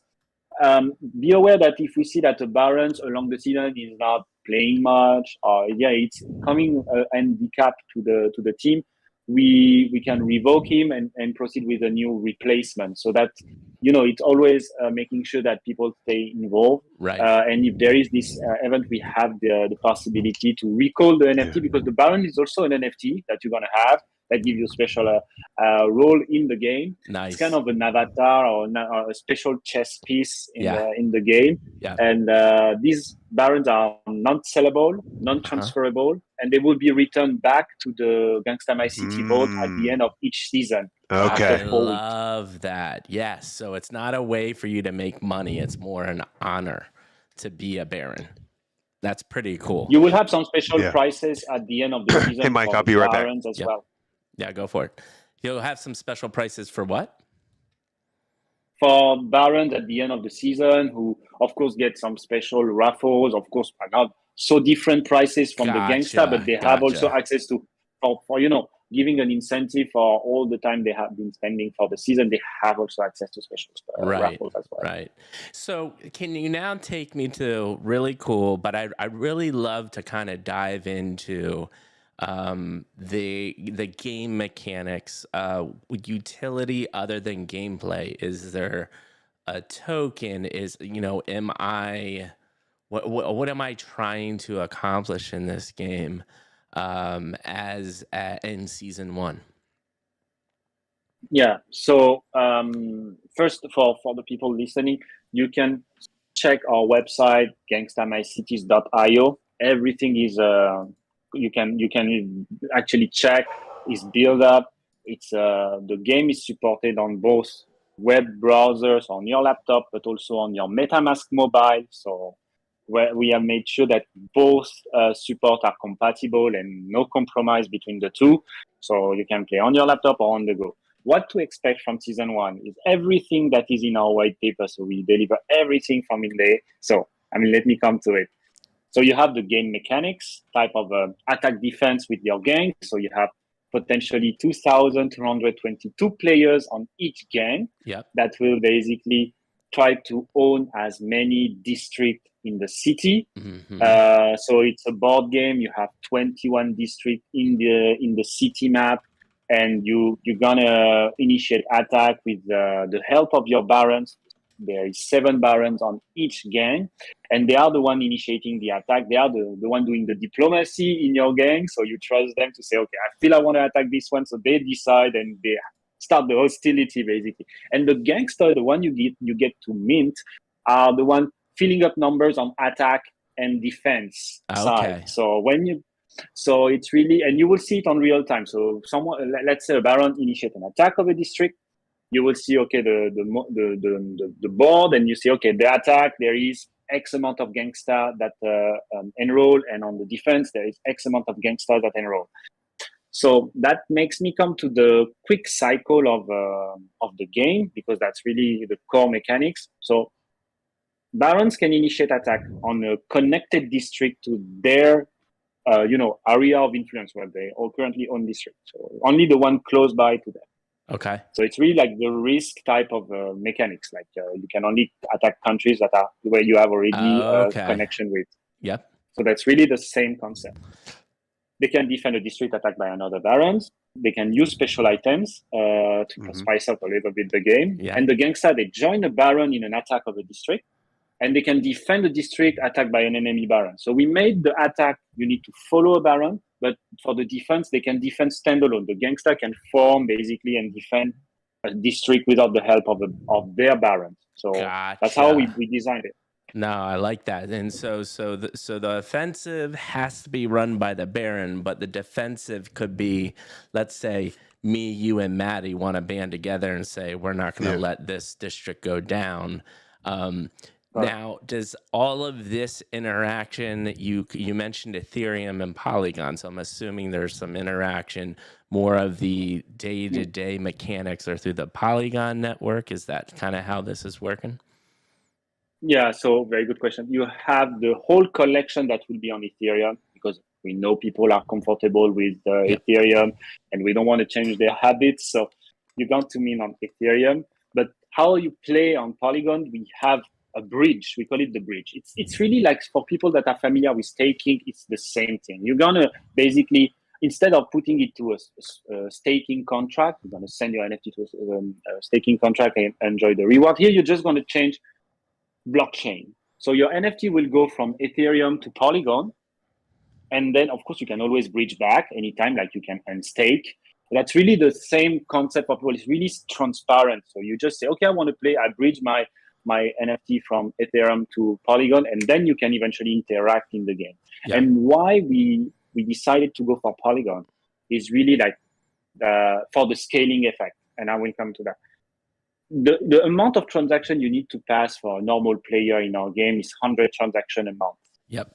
Imagine you do that in Ethereum with the cost of the gas, which is probably $1 or more per transaction. It costs you already $100 to play the game. Yeah. So to make it sustainable and people not being, that's not going to be a barrier for the gaming experience, we needed to go on L2, Polygon. Yeah. And we measured that on a monthly basis, how much is going to cost you for one Gangsta. It's going to cost you 10 cents US dollar per month.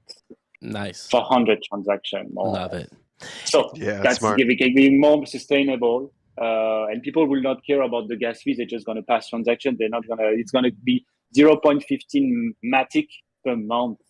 So they will be like, okay, I can just live with that. That's fine. So that's why we designed that game on Polygon. It was crucial for us to do it that way. Right. So moving on to kind of like the holders, there's a couple questions here. And one thing I always get worried about with games, especially if a project doesn't have an answer to this, but how are you deflecting a whale coming in and saying, I'm going to buy as many mice as possible because I love this thing and I'm going to have so many mice, I'm just going to be able to dominate whatever game mechanic exists in Gangsta Mice City? I would say that basically here, the more people, the more coordination needed. So the less people, the less coordination needed, obviously. So if you're talking about whale, they may have easier way to deploy Gangsta at the same time, but how we counter that is the pace of the game. Because if you just need to act within 5 or 10 minutes, of course, someone that can pull up 300 Gangsta will have the advantage. But if you make it like it's 5 hours, you give enough time to people that require more coordination to react to a special move. So we balance this. We try to counter. You can never fully, counter someone that owns a whole bunch of the supply, but you can mitigate that by putting some timer that makes people on the other side react. Because the thing is, every gang has the same amount of Gangsta. So 2,222. Right. So let's say a whale owns 200 Gangsta on one specific gang. Okay, this person can deploy 200 Gangsta for a gang war. But you have 5 hours for this reinforcement phase when people can actually add their Gangsta. So you have enough time during the day to call up your people, and you can probably counter this person. So that's how we balance it. We have also items that can help and give some temporary advantage. And as you coordinate with your barons and your team, you always come with the right combination of things, because you can only use an item with one baron, then you need another baron to use another item. So to combine, you always need to be in synchro. And someone alone of course, can impact a little bit the game. It cannot snowball. Right. That's really something that we made sure of that. Mike, did you ask about rarity already? No, and how that will affect? Not yet. But real to really just encapsulate what you said, I like your answer, and your answer is time. And most whales are looking to buy a ton of stuff and not spend any time. And I think that's one of the best gaming mechanics that anybody can do to combat a whale, is because most of these people are highly successful, have a lot of money, and they got a lot of shit going on. And they don't want to wait 6 hours for something to happen. So I think that's a great way to rebut that. But go ahead, Maddie, with the rarity. Yeah, it sounds like you're forcing sweat equity, right? Right. And to what you're saying, no whale wants sweat equity. That's why they're whales, right? They want to be able to move their money around. Yeah. And so if you force time in there, you just take that off the table. I see that makes a lot of sense. My question was, so as people mint, what is the rarity? First of all, is that going to be a factor, or is everything essentially one of the 3 factions and that's it? There is no one of ones or top, because you said that first Solana mint you have, and you got the top 50 that sold for 300. A lot of people are in the space because they're hoping for that rare. Is that something you get here? And if so, what does that get you? So, when you develop an NFT project, you are going with different communities. You have NFT collectors, of course, you have flippers, and you have NFT gamers, you have blockchain enthusiasts. So you try to create something that everybody gets happy with. So in our collection, you have rarity purely based on the percentage of getting these traits. And as you get rare, you get top ranked on the collection. But we wanted for the game to be as fair as possible, that one Gangsta equal one Gangsta. So whatever the rarity you have, even if you have a 101, we have 9 101 in our collection. They're going to be treated as a Gangsta. So it's going to be cool because you can display your avatar in the gaming UI, so you can somehow flex and say, okay, I have the 101 animated, it's cool, and so on. But of course, it's going to be the same result as having a normal one. So that it also don't, give too advantage in that sense. We will reward people that play well, that play together, and being, coming back again to the game and enjoy, because there is I didn't mention it, but there is active reward and passive reward. When you are an active player, you get more reward than just people just waiting along. So that's also, that's how we incentivize people for being and getting more advantages. Of course, the time they spend, they're going to get access to more mint, more boost, and so on. And they're going to get, better for this. Yeah, I think that's honestly, when you are creating a game, in my opinion, and until I see something or someone puts me in my place, you gotta try to be as whale proof as possible, because the only reason the game is going to succeed is because people want to play it. And if there is a way to break the system quickly, or just spend a bunch of money for a legendary because it gives you such insane perks, there's nothing you can do about it, that's broken, right? So I love that your answer is, we did it because people expect that on the Ethereum. And by the way, we know how this space works.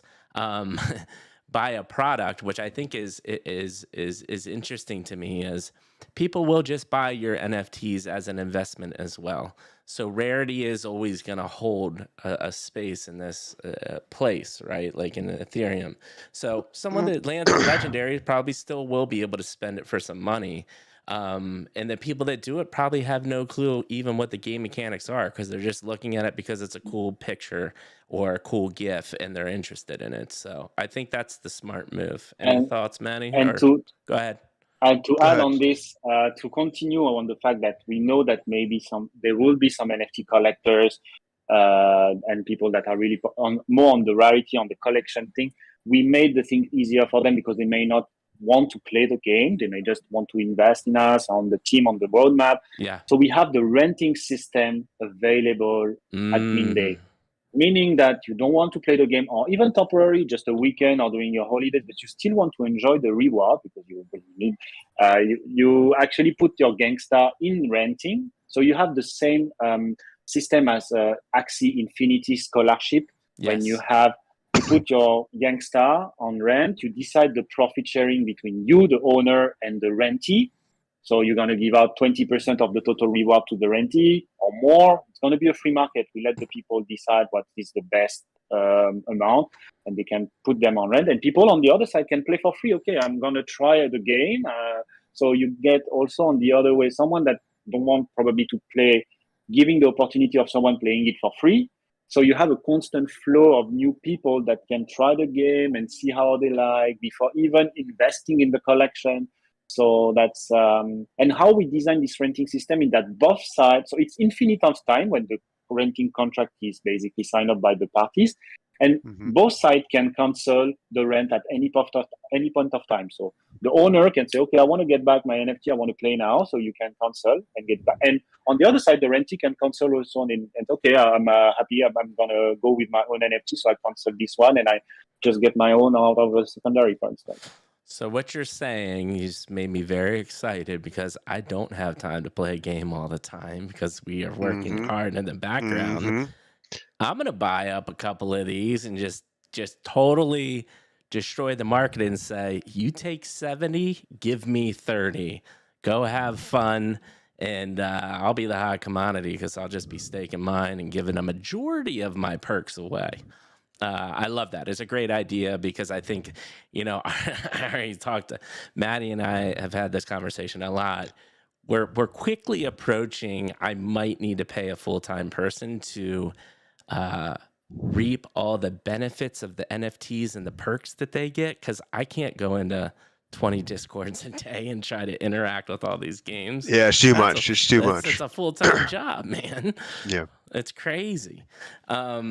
Maddie, any thoughts before I move on? Well, you know, it's interesting because you were saying you kind of liked how the rarity is and that it'll hold value. I am curious to see how that pans out because, you know, it's kind of like that Murphy's Law, right? This would be the one where I mint it and get like a 1 of 1. And then other than, you know, the 1 of 1 hate beast that, you know, sells for 80 ETH, you know what I mean? Yeah. How's that going to work if it's really just another game piece on the board? It looks different. I get it. There's a cosmetic factor there. I'm curious to see how that does. And the reason I ask that is because I think it's fascinating how the values of the NFT themselves are going to fluctuate as we get more and more gaming influences coming into the space, right? Yeah. Because as a gamer, if you tell me that there's an advantage with something that I can earn, I'm all about that, right? So in your example, if you build up that hunter to level, I don't even know what the max level of World of Warcraft is anymore. Let's just say 100, right? If you get a level 100 hunter, right, you can sell that and somebody doesn't have to grind those 100 levels. There's value to that, right? What's the equivalent of that in an MMO NFT project? Do you see what I'm saying? What is the work you put into it? Because, you know, there were people when Mike and I were at school, and I'm sure you're aware of it too. There were people selling full-blown maxed out characters for freaking, remember when they were going on eBay for like 15 to 20, 30, 35,000 dollars? You know what I mean? People were crazy. They were making a living just leveling up characters and gear. And so I'm just curious what that's going to be like, because you say Axie Infinity, and that is a thing there. There are people who have turned that into a job. They have scholarship programs, man, literally scholarship programs in Axie Infinity. And Matt, you bring up a great point, and I'd love to, believe it or not, we've been talking for almost 2 hours already, and I feel like it's been 10 minutes because I have so many more questions. But I do have a really hard stop, and I cannot be late on this one. Real quick, follow up to that. I'm interested to hear, Skanky, your response. Have you thought about that? And do you have any plans to implement such a thing maybe in season 2 or season 3? Because it is, to Matt's point, as a gamer, if you're grinding like we talked about, it would be cool to be rewarded for that. What are your thoughts around there? And I mean, you definitely read my step ahead. It's for now, we want to start the V1 with people understanding the concept. First, core mechanics. A season lasts for only 4 weeks. Okay. So It's going to be Okay. to get people like immersed in the initial gameplay. And we're going to tease our roadmap, but we're going to have that crafting, some level up stuff for your Gangsta going to come into play. So you will have your time spent also rewarded with the evolution of your own gangsters. It's just that for the first, we want the people to understand something because it's a new concept. It's Right. a 3 faction. Right. We don't want to have too many things going on. We will use every season as a game update to increment slightly new mechanics, and then we go to our whole vision of the game. Yeah. So that people get excited for new stuff every month, so that it keep also the people engaged. Okay, I want to try this new season. They have these new things, cool. I want to try up and so on. Rather than delivering everything right now, and it's going to be too much to digest, even because in the community of NFTs, you have, of course, the NFT gamers that will be very white paper, content savvy, and they will digest everything. But there is also people that are just NFT collector, and they want to try this gaming experience. So you need to go also step by step to lead them to the whole journey. And that's basically how we take that approach. So we expect just that maybe because the game will be performing differently during the season, they might be better gang than others based on who composed this gang. I'm expecting floor price of the 3 gangs to be probably different. If one is probably winning over another. Yeah. So, and that's going to be fluctuating along the season. So I'm expecting that. Let's see if it comes to reality. Oh my gosh, but it's such a cool thing to see how that evolves. But to Maddie's point, right? Like it's maybe, and hopefully, I would say, you know, the people that are doing well in the game, hopefully that floor price is bigger than a legendary. I just think legendaries and rarities hold so much clout in this space right now. It's going to be a while before your, you know, expertise in a game trumps what people easily can see as a legendary. But who knows? Maybe you break the trend with this game. But there will be some expectation about crafting and leveling. Because the game starts with Arc 1. We have 3 arcs in total in the whole Gangsta My City roadmap. So you have we have 2 development cycles. Every 4-8 weeks, you're going to have a game update that will change and adapt the mechanics of the game. And then you have the midterm type of roadmap where Arc 2, Arc 3 is going to be delivered more on the 4 months time frame for each. And that's going to be a total new game experience using still your Gangsta, and that can be incrementing with what you can do with it. So we have these 2 concurrent timeline at the same time, the short sprint timeline and the midterm timeline that we come together, and we already designed those. I love it. And so to wind this down, because we still have 2, we have 2 questions for you at the end. They're very easy. Nothing to be nervous about. I want to do this in a couple minutes. First minute, give us you just talked about the future. You're going to have multiple acts, multiple seasons, anything else to add on to the future in a minute or 2, and then close kind of the project talk out with last things for the audience or anybody that watched this. Why should they buy your project?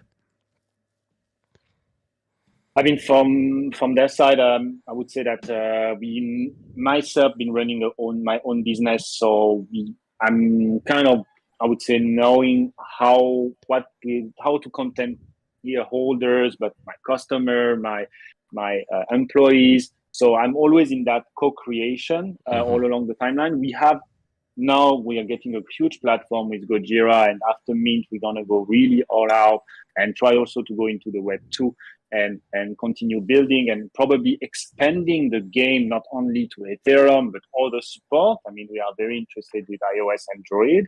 Nice. So we are looking at getting a further audience, because when you get into Polygon, the gaming cost is so low. So imagine you do like Theta Arena, that is also a blockchain game on iOS and Android. Yeah. When people play the game, but they don't know they are playing a blockchain game because it's completely transparent. Yeah. So and you can do this if you are on the L2 solution, where it just costs you 10 cents per player. Yeah.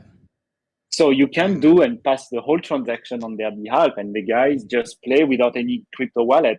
And if they want to enjoy the reward, collect the reward, they go through the whole steps. But you Yeah. can onboard more people doing this type of reverse engineering that basically they play and they just like the game on itself, but they don't know it. You know, it's transparent for them to be a blockchain game. So we have all of this in mind. Yeah. We have different game concepts. So this is a whole season is 4 weeks, but we have tournaments that we're going to have over a day or couple hours, and we can do like one player against one player against one player. We can have different type of format of variation of the game concept that will create way more, you know, awareness about the game and onboard more community. I mean, sorry, I'm overpassing the 1 minute, but I can say the Rumble event we had about the 3 Cyberconks, Llamaverse and Gojira showed us that communities in Web3 are really looking forward for this type of experience we are offering, and we continue to do so. Some projects have already reached out to us to be part of the next Rumble event. We haven't even planned. So that shows that the excitement we are building here with this new social component in the NFT gaming, and that's where we are excited about, and we continue to push the edge towards this. Yes, I love it. No, great reply, and I think there's a lot to look forward to, especially if you get which seems like an rabid community ready to play this freaking game. So tons of opportunity in the future. To close it out, two questions. I used to say 2-part question, but one, do you have any questions for us? Because we just peppered you, believe it or not, for 2 hours. We talked. We always like to offer you up the chance to ask us any questions. And if you don't have any questions, totally fine. We can move on to my final question. I mean, for me, it will take more than 5 minutes for you to answer, because it's going to be what excites you about the whole NFT gaming space. In short, what make you explore this field as well? Yeah, what do you find? Because you are a gamer as well. Yeah. So what we could do a short answer to this. We could do we can definitely do short answers to that. Mike, you want to go first or me? I'm gonna go super short. What I am excited about is that I do think this is the beginning of that next evolution of gaming. I say this to Matt all the time. There will be a time where someone makes minimum wage playing a video game. Blockchain technology is going to enable that to happen, because you're going to be able to sell your assets online. You're not paying Call of Duty and all of the gaming companies that are making $2 to $3 billion a year on digital assets, because they're going to be yours. That is what gets me excited about gaming. Maddie? Yeah. Great answer. I mean, you nailed it. I mean, here's what happened. When Mike and I were first streaming, the game we were playing was Diablo 3. And then we went to Elder Scrolls, but both similar factors. But if you've ever played Diablo, you know the feeling when you get that very first legendary drop.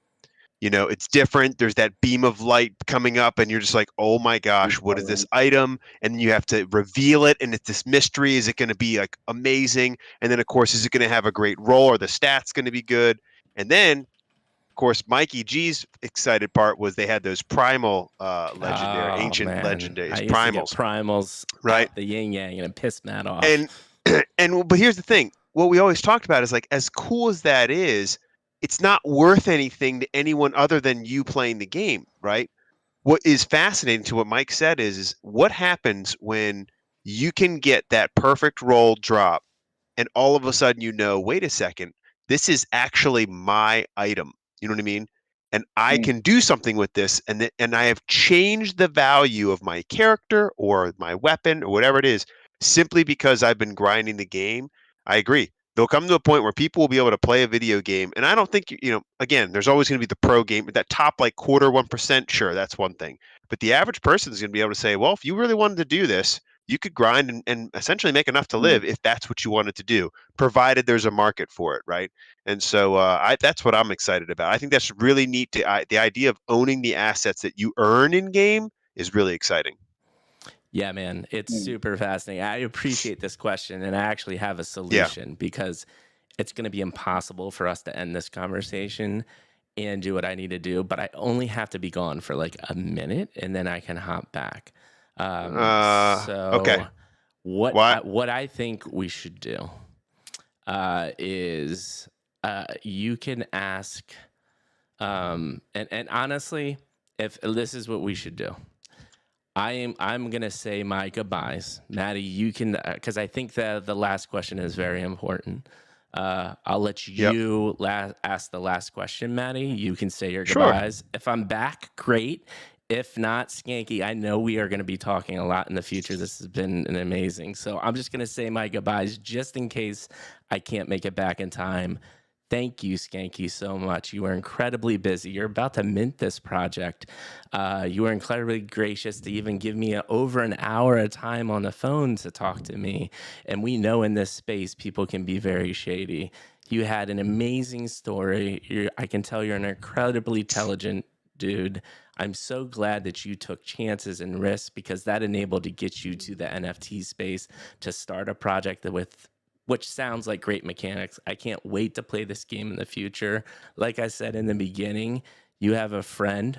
We've just started an awesome on-camera friendship. What I love about this is, I mean, we've talked and we've already just kind of built our friendship over this conversation.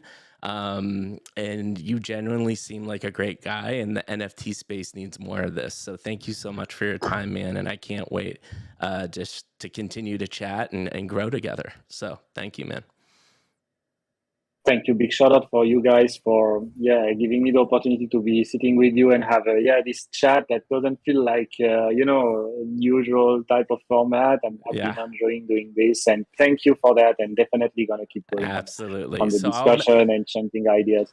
I appreciate it, man. I'll let Maddie ask the last question, and then he can do his goodbyes. If I come back, actually, you know what? Let's just leave it at that. I'm gonna say goodbye. I have a time check in and then 3 minutes, guys. I will come back. So Yeah. Okay. No, we're good. All right. So yeah, the final question is actually super simple.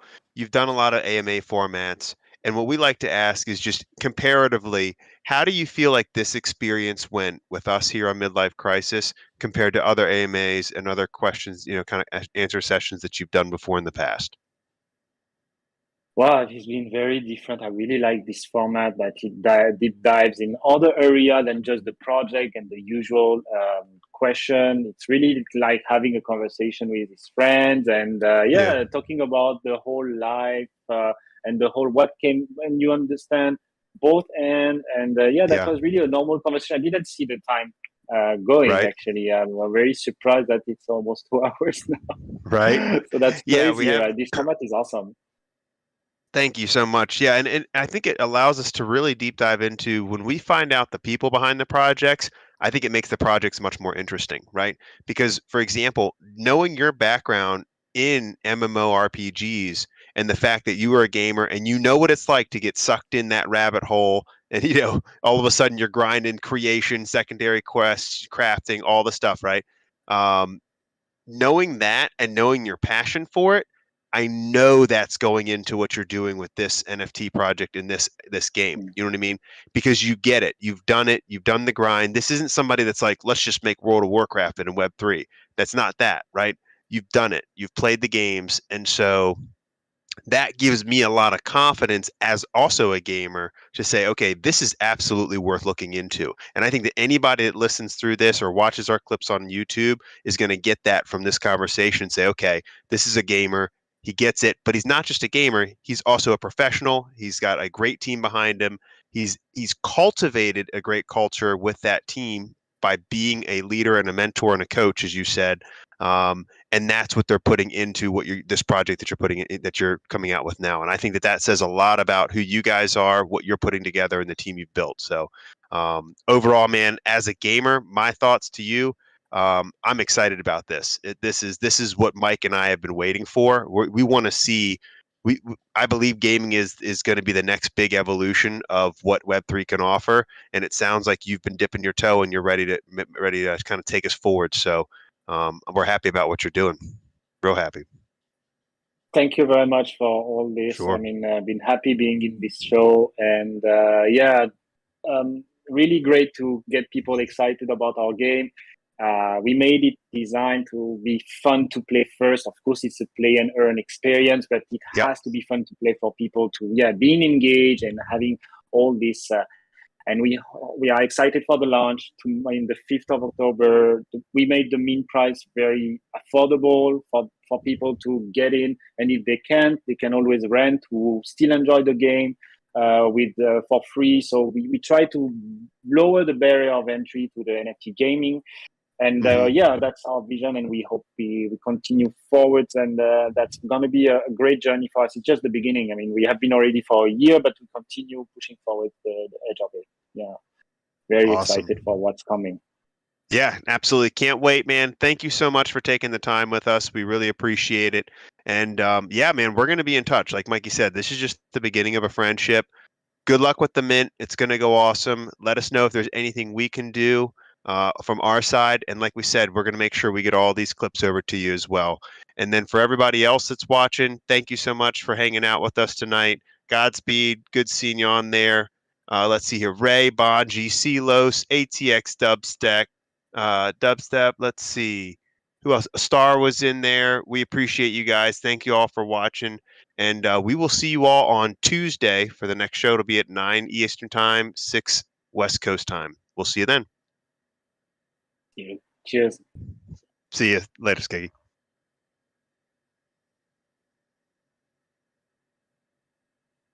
All right.